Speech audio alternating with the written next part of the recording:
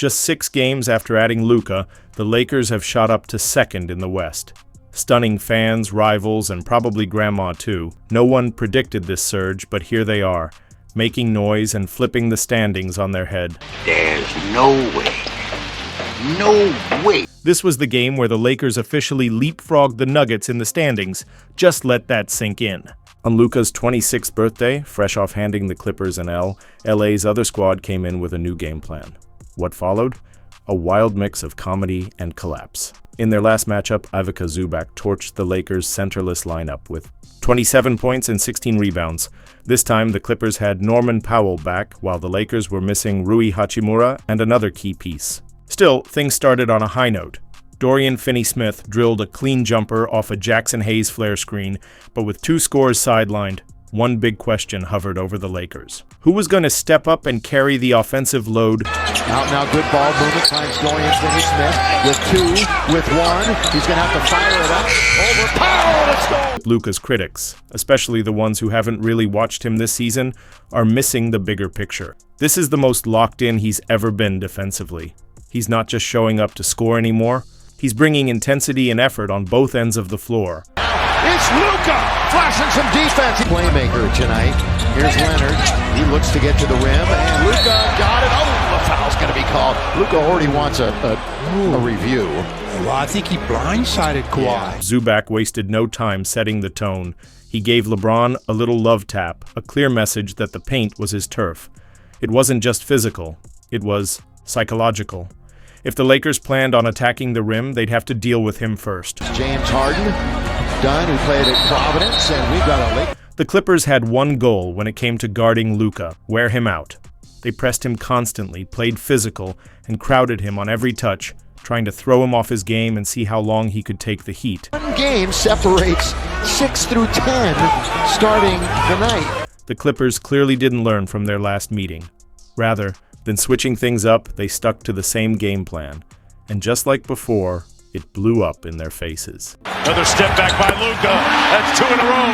Happy birthday, Luka Doncic. They doubled down on the same broken tactic, switching Zubac onto every pick and roll just like last time. And Luka, he feasted, serving up the exact kind of payback the Clippers should have seen coming. Over 500! Doncic, here's another one over Zubac! Yes, sir! Timeout, Ty Lue! Right after that, the Clippers finally switched things up, fighting over screens instead of switching. But it was too little, too late. Luka was already in his zone, and when he's dialed in like that, he's basically a walking cheat code. Forced him into doing. Luka leans in, gets the whistle and the basket, and he plays to the crowd. And one. Desperate to cool him off, the Clippers started doubling Luka to force the ball out of his hands, but that plan backfired too, leaving the short roll wide open. Jamison wasted no time, slipping into space and making the Clippers pay with smart plays and clean finishes. The bench was praised by JJ, and Jamison was one of them. At least doubling gave the Clippers a fighting chance, forcing Luka to give up the ball, but the Lakers quickly adjusted, pulling the screener and letting Luka go to work in isolation. And when you give him that kind of space to cook, it's game over for any defense. Very fortunate. Luka! You can't guard me. Simple but true, words from the master himself. And just to drive the point home, Luka isn't just scoring. He's carving up defenses with pinpoint passes, leaving defenders utterly powerless. Catch, shoot, connect! On the assist from Doncic. Another timeout. At this point, the Clippers' only hope seemed to be trying to wear Luka down physically. They were grasping at straws, turning to risky tactics instead of actually finding a way to stop him on the court. Doncic will go ahead and shoot a couple. Luka took a quick trip to the locker room, but when it came to defending Harden or Powell on pick and rolls, JJ wasn't backing down. He made it clear the Lakers needed to ice it. His call for the defensive shift rang out loud and clear through the broadcast. Dig deep right there. Here's Norman Powell. Powell going all the way to the rim. Blocked by Hayes! Jax was there at the last moment. The strategy was working for the Lakers, and once again, we got a highlight reel moment. Luka to LeBron for the touchdown. The connection was seamless, proving that when those two team up, it's nothing short of magic. At the rim. And here's times did we see this in the last meeting on Friday? The rookie seized his moment, throwing down a dunk that had the crowd buzzing. It was a perfect reminder of the youthful energy he brings every time he steps on the court.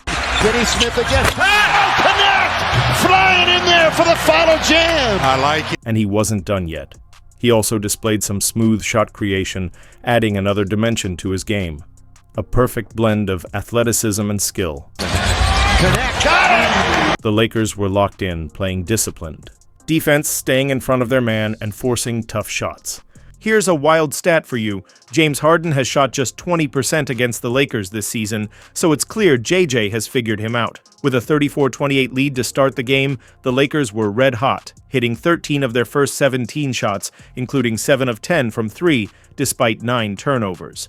But things took a turn for the Clippers when Norman Powell was ruled out to start the second quarter. First of all, Norman Powell, we get word, is out for the game. So he comes back after missing 5, Stu, and he's out with a hamstring.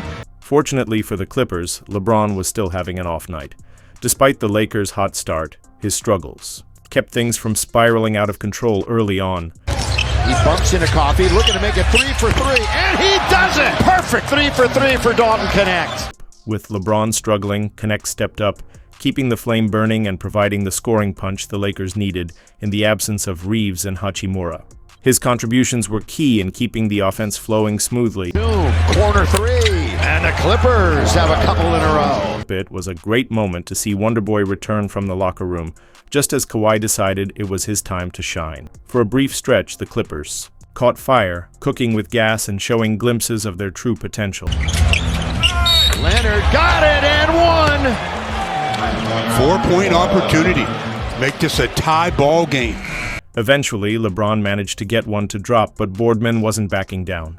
He answered right back, draining a shot off the screen to keep the pressure on. And Leonard. The fun guy kept doing what he does best, pulling off deadly isolation moves, effortlessly breaking down defenders and making sure his presence was felt all over the court. Mode. Here comes Bogdanovich. Can he get the bounce? He cannot, and the Lakers still. Leonard started heating up. JJ quickly made the adjustment, putting 2 defenders on the ball whenever Kawhi had it. That shift made a big difference, slowing him down and eventually swinging the momentum in the Lakers' favor.